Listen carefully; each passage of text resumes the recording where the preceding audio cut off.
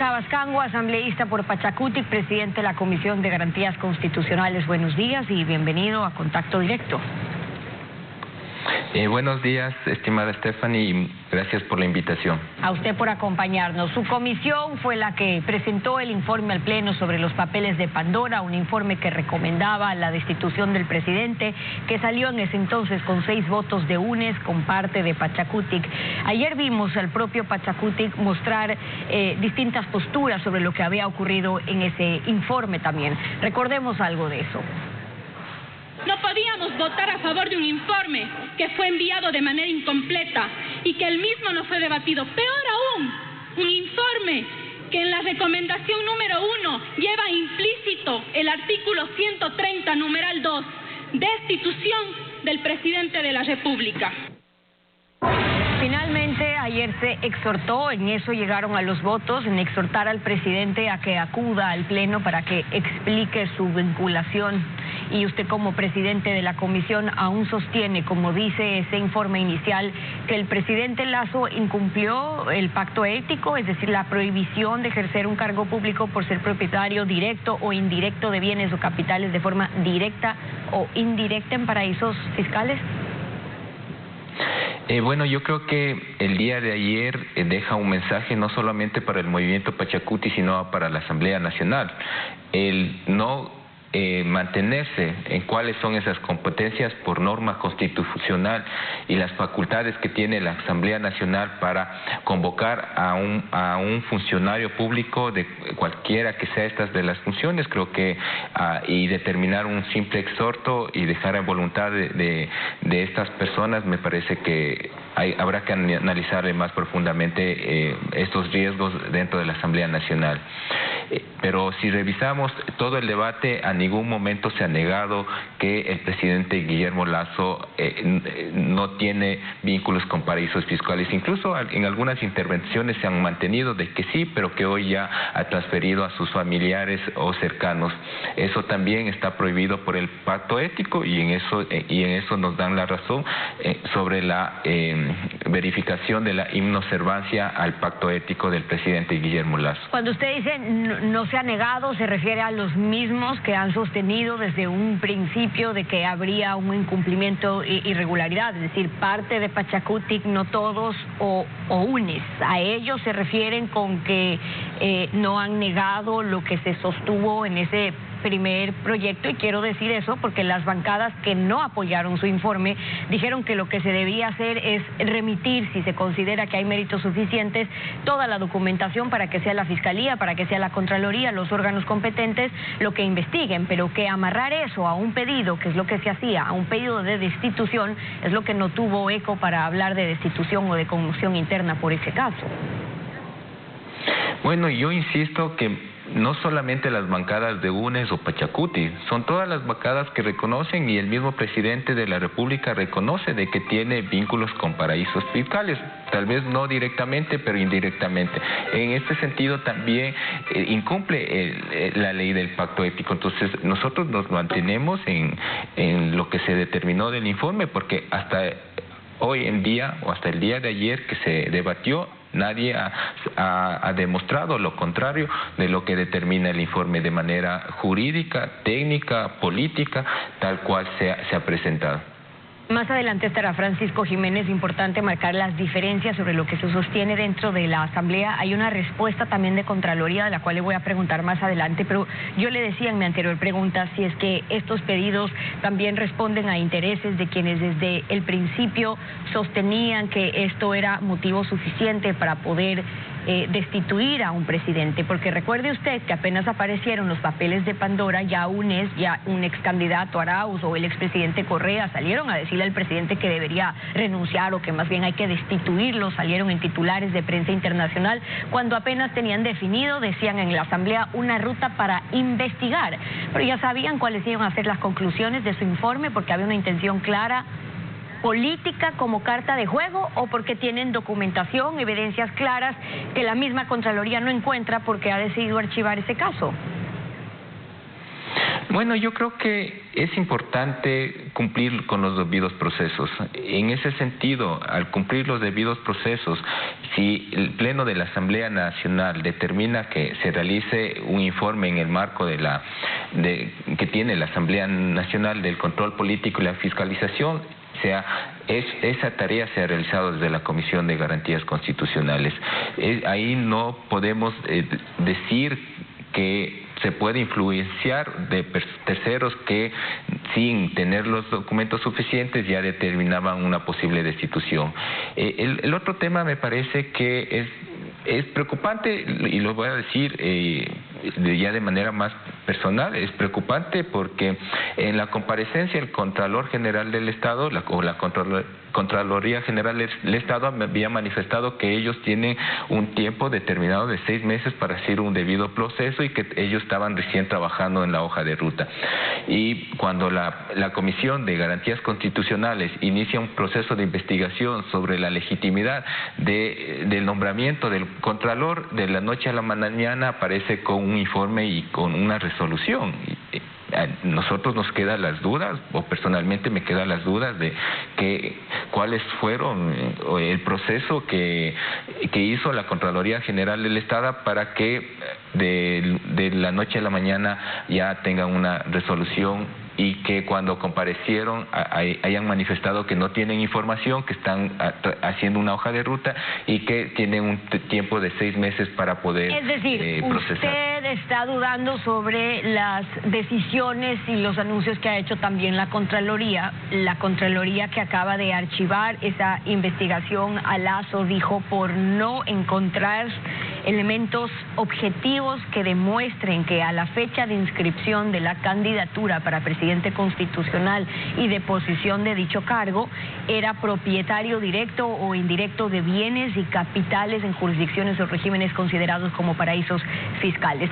¿Ustedes remitieron la información que han encontrado, que les hace argumentar en su informe de que sí habría una vinculación? Digo, ¿remitieron esa información, entregaron todo a Contraloría o cómo argumenta usted que Contraloría les diga esta causa no tiene motivos suficientes?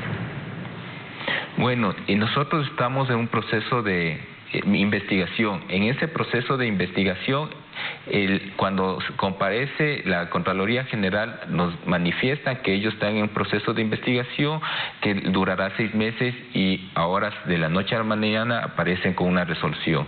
Nosotros todavía no, el informe se lo había enviado a la presidenta para que se lo ponga a discusión en el Pleno y que sea el Pleno. Pero no lo han enviado todavía a Contraloría entonces.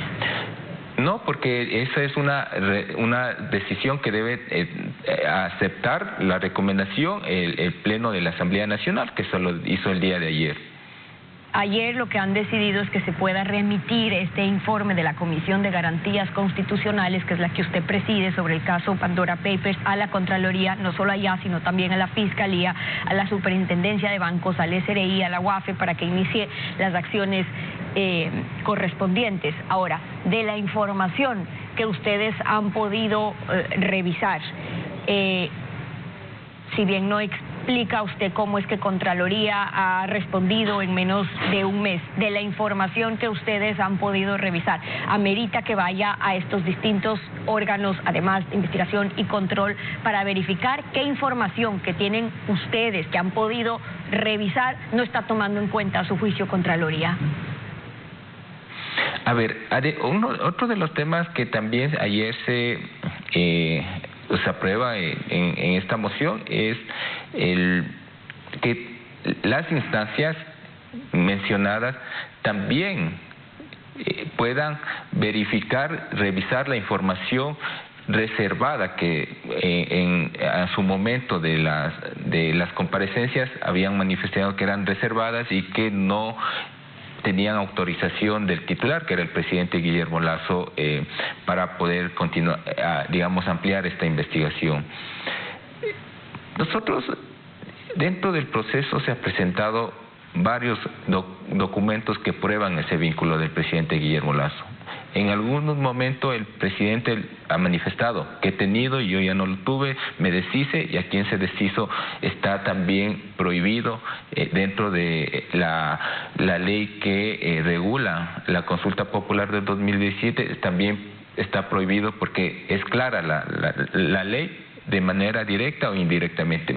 El presidente Guillermo Lasso ha dicho ya públicamente que tiene esos vínculos ya no directamente, pero sí indirectamente, y eso también es inobservar justamente la ley de... Ok, ahí hay diferencia en criterios, más adelante lo tendrá que explicar también el asambleísta de Creo, pero yo le mostraba las declaraciones de miembros de Pachacutic también para hablar de otro tema, y es que esta división que puede haber al interior de Pachacutic puede marcar además quiénes están votando finalmente con UNES y quiénes con el gobierno, y además según qué, porque vea usted, el proyecto de ley urgente, el tributario me refiero, entró con la venia de UNES. Ahora, esto pudo haber servido de carta de negociación también en la Asamblea para lograr otros acuerdos. Está el proyecto de ley, están los papeles de Pandora, están los pedidos de UNES. Pachacutic, ¿cómo ve ahí estas negociaciones?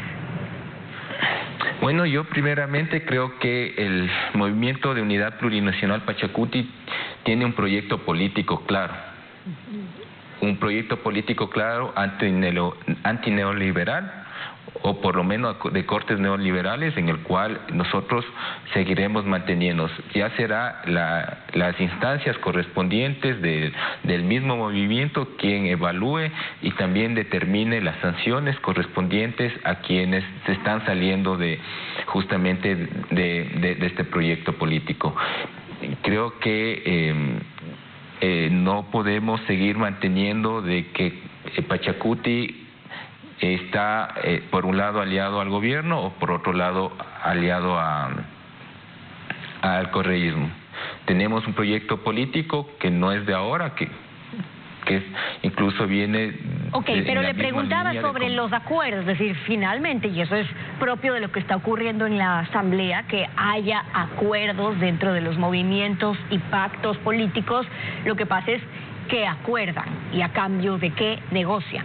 El tío del ex vicepresidente va a salir de la cárcel. De hecho, ayer le concedieron el régimen semiabierto. ¿Jurídicamente procede por haber superado el 70% de la pena o podría ser parte de las respuestas políticas, donde también habrá que ver si el pedido del ex vicepresidente Jorge Glass, también de unificar las penas, ver si ya cumple el resto de su tiempo en arresto domiciliario, etcétera, tiene respuesta en lo jurídico o en lo político? ¿Qué dice Pachacutic sobre eso? Bueno, yo le insisto, el Pachacutic tiene un proyecto político que no está ni alineado ni al correísmo ni al oficialismo.